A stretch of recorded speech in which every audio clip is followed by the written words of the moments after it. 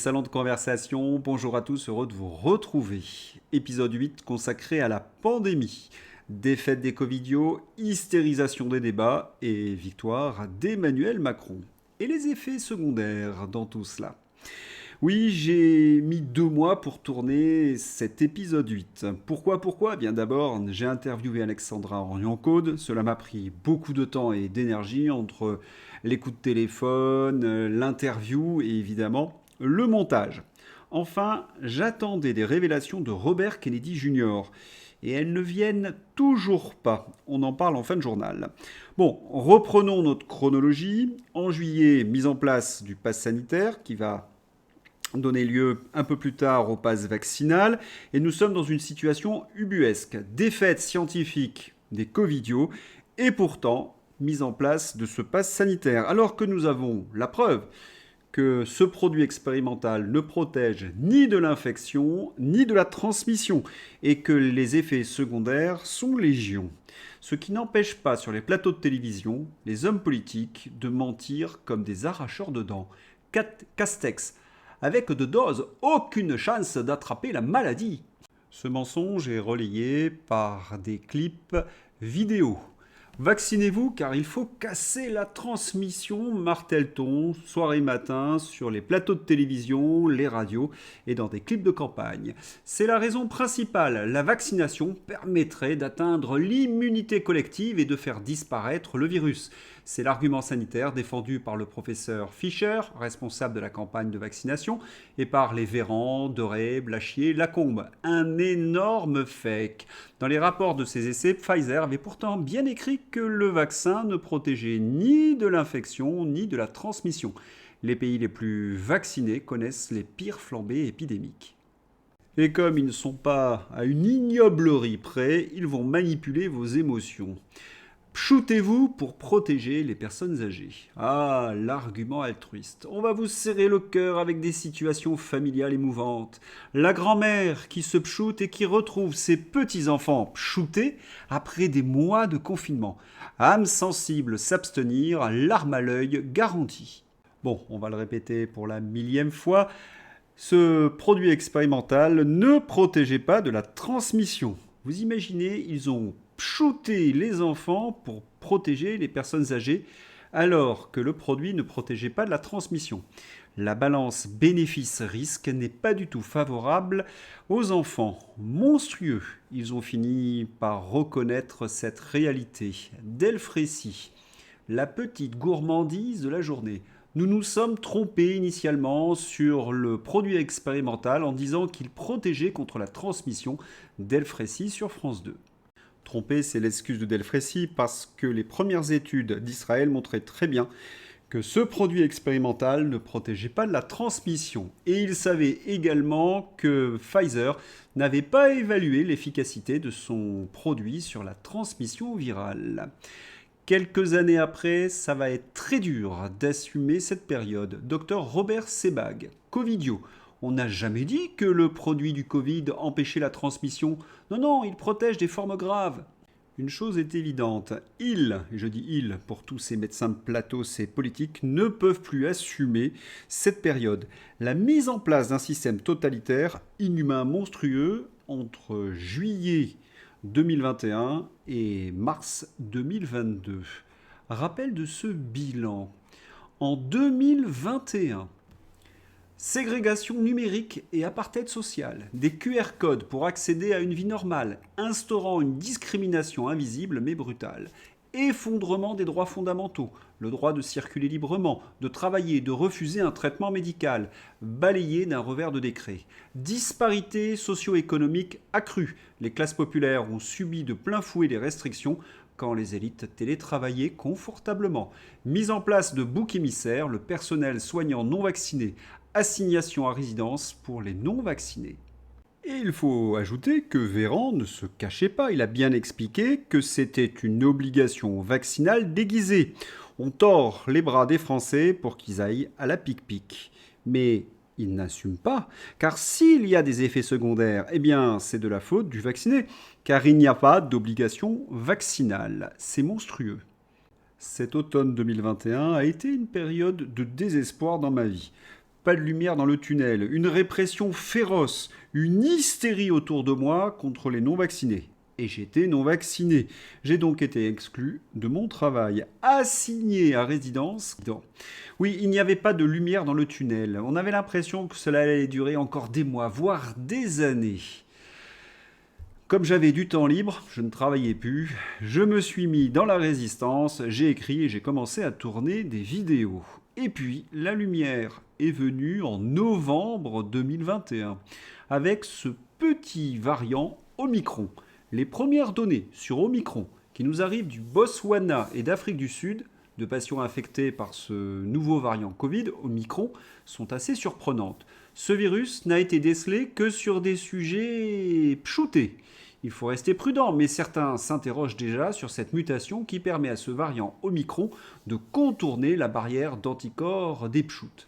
Dans le très mainstream Australian Financial Review, nous pouvons lire que ce nouveau variant rend beaucoup moins efficace le pchout et met en péril la campagne de vaccination. Et pourquoi ? Parce que ce virus aurait muté chez un patient immunodéprimé atteint d'un sida non traité, selon les analyses de François Balloux, directeur de l'UCL Genetic Institute in London.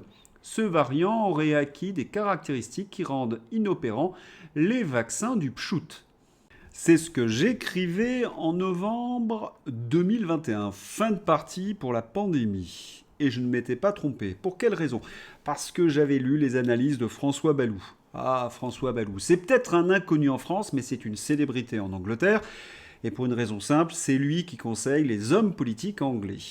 C'est le premier à avoir remarqué qu'Omicron était très très contagieux, mais qui développait des formes bénignes de la maladie. Les hommes politiques anglais ont bien des défauts, mais ils sont très pragmatiques, ils ont senti le vent tourner. Ils ont donc changé leur discours et ont expliqué à leur population qu'il fallait vivre avec le virus. Le 15 décembre 2021, les persécutions contre les non-vaccinés dans l'État du New South Wales en Australie furent levées. Ce fut très rapidement l'État du Victoria, va faire de même en janvier 2022. L'État du Victoria, c'est l'État qui détient un triste record du plus grand nombre de jours de confinement pendant la pandémie. C'est là où il y a eu le plus de persécutions. Oui, l'Australie changeait entièrement sa politique, elle suivait ce qui se passait en Angleterre. En avril 2022, les restrictions contre les non-vaccinés pour voyager furent levées. Autrement dit, les frontières étaient ouvertes, tout le monde pouvait entrer et sortir. On a eu l'impression à partir de juin 2022 que la pandémie n'avait jamais existé. Lorsqu'on voyageait en France, c'était bien différent. Oui, les Français n'ont pas eu accès à toutes ces informations. On les a intoxiqués. Et pourtant, dans les médias anglo-saxons, on pouvait, par exemple, entendre ce genre de choses. Petit rappel, sans faire de mauvais jeu de mots, le PDG de Pfizer, Albert Bourla, déclare « 2 doses de ce produit expérimental offrent une protection très limitée, voire nulle. Le produit pour Omicron sera fait en mars. » L'OMS était de la partie. Combattre la pandémie à coups de doses de rappel n'est pas une stratégie viable, estime l'OMS. L'agence de l'ONU juge qu'il faut désormais développer des produits ayant un impact sur la transmission et la prévention de l'infection. Alors que le monde était en train de sortir de cette folie sanitaire, le duo Véran-Macron menait des combats d'arrière-garde. Il poussait à la 3e dose du produit expérimental et menaçait tous les récalcitrants. Et pourtant, les faits sont têtus. Regardez le nombre de cas entre décembre 2021 et mars 2022. Ce qui est fascinant, c'est que les covidios, les Macron, les macronistes n'ont pris que des mauvaises décisions. Ils ont refusé de soigner les Français, ils ont obligé les Français à se confiner, ils ont ensuite imposé le pass sanitaire puis le pass vaccinal, ils ont donc instauré une ségrégation sociale et ils ont choisi comme politique de soins le tout produit expérimental en phase 3. C'est un échec scientifique absolu, cinglant, épouvantable. Comment cacher ce désastre ? Variant Omicron, l'inquiétude monte en France avant Noël. Toutes les données dans les différents pays montrent qu'Omicron est peu dangereux, envoie peu de gens à l'hôpital. La presse propage la peur de façon irresponsable dans le seul intérêt, bien évidemment, d'Emmanuel Macron. Et oui, les macronistes ont choisi la fuite en avant, la politique de la peur. C'est même la condition pour qu'Emmanuel Macron soit réélu. Ayez peur! Emmanuel Macron, les non-vaccinés, j'ai très envie de les même, hein, donc on va continuer de le faire. Macron va donc s'appuyer sur les fanatiques, les moutons terrorisés. Il va canaliser leur exaspération sur les non-vaccinés, qui seraient responsables de tout.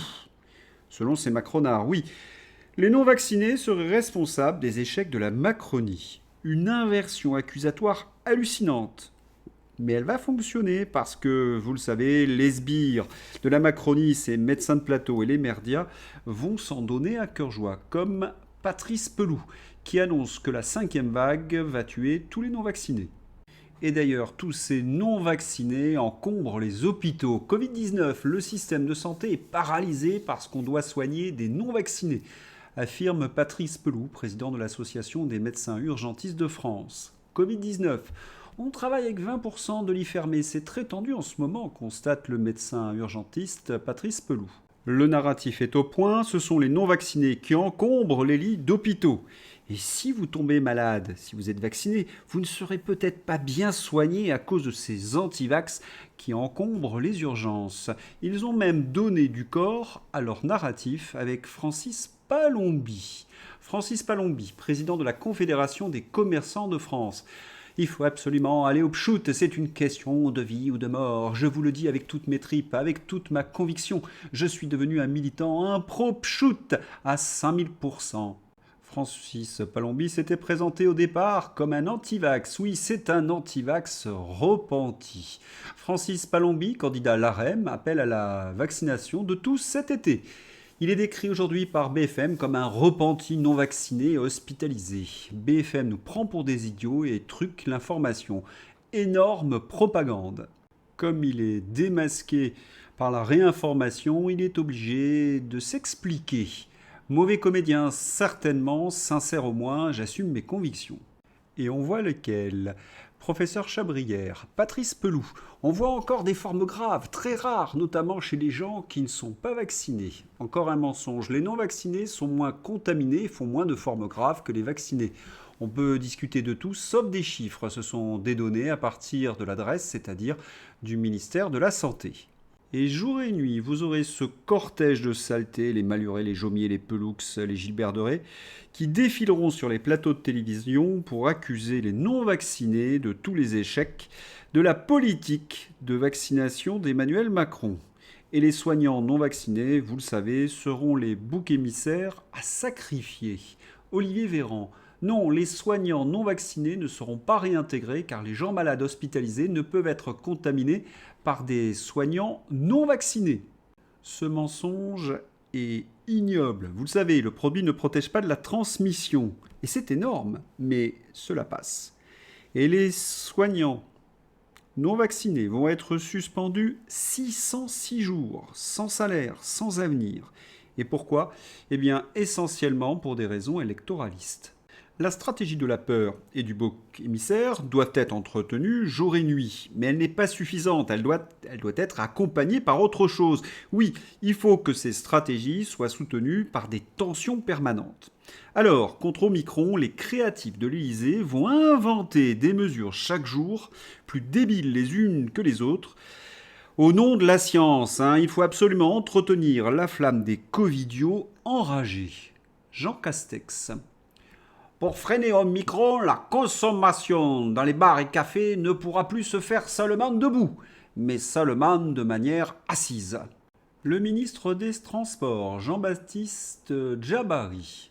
Manger des chips pendant plusieurs minutes, voire plusieurs heures dans le train, c'est ce genre d'abus-là que nous voulons éviter. Là, je crois qu'on touche le fond. À ce niveau-là, c'est de la folie furieuse. Alors, pour bien comprendre cette séquence hallucinante, Djabari voulait interdire de boire de l'eau dans le train, car lorsqu'on boit de l'eau dans le train, on enlève quelques secondes son masque. Face à la réaction hostile de certains médecins qui parlent de folie, Djabari recule et ne parle plus que de chips qu'on pourrait manger pendant des heures. En janvier 2022, j'écrivais ceci. Macron a choisi l'axe de sa campagne présidentielle qui consiste à emmerder les non-vaccinés. Il détourne ainsi l'attention des Français sur la gestion calamiteuse du Covid, qui lui permet ainsi de masquer tous ses autres échecs, de cliver les Français, de faire oublier sa corruption avec Big Pharma, qui a été la cause de tout ce désastre. Le pass vaccinal n'a donc pas de raison sanitaire, mais un but politique. Il s'agit de capter le vote des vaccinés et des progressistes, cette génération individualiste et apeurée qui abandonne toutes ses libertés si on lui donne un sentiment de sécurité. Macron s'accroche à ce seul argument « J'irai au bout dans mon combat contre les non-vaccinés ». Argument manichéen, déplacé, minable, scientifiquement absurde. Mais Macron est prêt à tout. C'est pour cette raison qu'il fait traîner cette épidémie et qu'il refuse d'autoriser tous les médicaments contre la Covid. Et peu lui importe le coût financier et humain, car s'il perd l'élection, sa vie risque d'être très très compliquée après avril. Chose amusante, c'est que Ben Duhamel a la même analyse en quelque sorte, puisqu'il affirme que Macron veut capitaliser sur l'exaspération des Français. Petite digression, vous avez remarqué comment Macron utilise la même manipulation pour imposer sa politique belliciste contre la Russie ? Ayez peur, attention les vilains Russes ! Et son narratif qui met les Français sous tension avec chaque jour un épisode, comme celui grandiose du kit de survie. Mais revenons à avril 2022, l'élection présidentielle. Macron a-t-il été élu sur cette politique de la peur, en période Omicron? Difficile à dire, parce que la guerre entre la Russie et l'Ukraine a changé le cours de l'élection. Macron a endossé le costume de chef de guerre et beaucoup de Français ont voté pour lui, hélas. Mais un indice, en juin 2022, les macronistes perdent les élections législatives. Il faut en effet se souvenir que les covidios, les médecins de plateau enragés, à l'époque ne faisaient plus vraiment recette. Omicron avait ouvert les yeux de beaucoup de Français. Les effets secondaires. Le discours officiel, les effets secondaires, cela n'existe pas. La déclaration explosive d'Aurélien Rousseau, ministre de la Santé. Nous avons 3 ans de recul avec le produit expérimental anti-Covid et il n'y a pas d'effet secondaire. Eh oui, ça c'est le discours officiel. Les vaccins sont surefficaces, nous promettait Castex, Véran, Julien Pain et tous les médecins payés par Big Pharma. Alors que nous savons que tout traitement médical expose déjà à un risque d'effet secondaire. Nous avions eu un aperçu de la réalité pendant la commission sénatoriale sur ces effets secondaires en juin 2022. Virginie Joron. Bravo à Diane Prota, toujours sur le pont en défendant le collectif des navigants libres. Plus de 170 000 effets secondaires, dont 45 000 graves selon la pharmacovigilance. Et la directrice de l'Agence de sûreté du médicament explique devant un Villani qui présidait la commission sénatoriale médusée que seuls 20% ou 10% ont été répertoriés par les agences, parce qu'il y a des pressions justement pour que ces effets secondaires ne remontent pas, et que 20% de ces effets secondaires sont invalidants. C'est énorme parce que cela signifierait que 200 000 effets secondaires graves ont eu lieu pendant cette pandémie. Ce sont bien sûr des estimations, mais qui semblent assez proches de la réalité et elles font froid dans le dos. Ce qui n'empêche pas, un an plus tard, le 3 octobre 2023, je viens de vous lire, Aurélien Rousseau nous expliquer que non, il n'y a pas eu d'effet secondaire. Hiver 2024, Le Figaro. Les grands perdants du produit expérimental contre la Covid-19 qui luttent pour la reconnaissance d'effets indésirables. 200 000 cas d'effets indésirables ont été signalés à la pharmacovigilance en France. À indésirables au lieu d'effets secondaires, le choix des mots. Et comme nous le savons, c'est le silence absolu dans les médias pour traiter ce genre de questions. Et puis, un produit expérimental qui donne des effets secondaires, c'est quand même étonnant. Et que l'on découvre au fil du temps, c'est encore plus étonnant. Dans l'article du Figaro, il est bien écrit que c'est un parcours du combattant que de faire reconnaître un effet si indésirable. La honte. D'autres chiffres circulent dans le milieu médical bien plus épouvantables. Dans le Figaro, on essaie de rectifier le tir de cet article que je viens de vous présenter. Les produits expérimentaux anti-Covid sont sûrs, confirme l'Agence française du médicament, après 152 millions de doses injectées. Un nouveau rapport dresse un état des lieux de la sécurité des 4 produits sur l'année écoulée. Si des effets indésirables ont été signalés, la grande majorité ne présente aucune gravité. C'est ainsi qu'on lit à l'intérieur de l'article. À ce jour, plus de 152 millions de doses de Pchout ont été administrées en France et 13 milliards de doses au niveau mondial et quelques 163 000 signalements de suspicion d'effets indésirables potentiels ont été enregistrés. En France, a indiqué à l'AFP Mehdi Benkebil, directeur de la surveillance de l'Agence nationale de sécurité du médicament. Tous ces cas ont fait l'objet d'analyses au niveau régional et national. À titre de comparaison, annuellement, nous recevons de l'ordre de 40 000 cas pour tous les médicaments, précise-t-il, soulignant le travail colossal d'analyse que représente la surveillance renforcée de ces produits. Il faut vraiment se pincer à la lecture de ce genre d'article. Ce fonctionnaire bien zélé minimise les chiffres pour plaire à sa hiérarchie. Il nous parle de 163 000 signalements. Il y en avait 200 000 en décembre 2024 et 170 000 en juin 2022. Il fluctue, c'est un chiffre qui fluctue.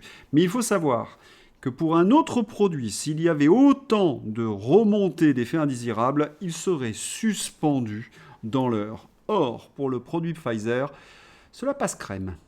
D'autant que l'ancienne directrice de l'Agence de sécurité du médicament a dit sous serment qu'il y a près de 10% de ces effets, de ces signalements, qui sont invalidants. Et pour minimiser davantage ce chiffre de 163 000, il avance les 40 000 cas d'effets indésirables pour tous les médicaments. Mais là encore, il se rend compte de ce qu'il affirme, c'est-à-dire qu'il est en train de nous expliquer que ce produit expérimental de Pfizer a 1000 fois plus d'effets indésirables qu'un médicament ordinaire. Mais la suite est encore plus infâme. Pas de lien retenu avec la maladie de Charcot. Rapporté récemment, après une vaccination avec le vaccin Pfizer, un cas de maladie de Charcot, sclérose latérale amyotrophique, a été analysé. Les données disponibles à ce jour ne permettent pas de retenir un lien entre la survenue de la maladie et le vaccin, écrit l'Agence nationale de sécurité du médicament.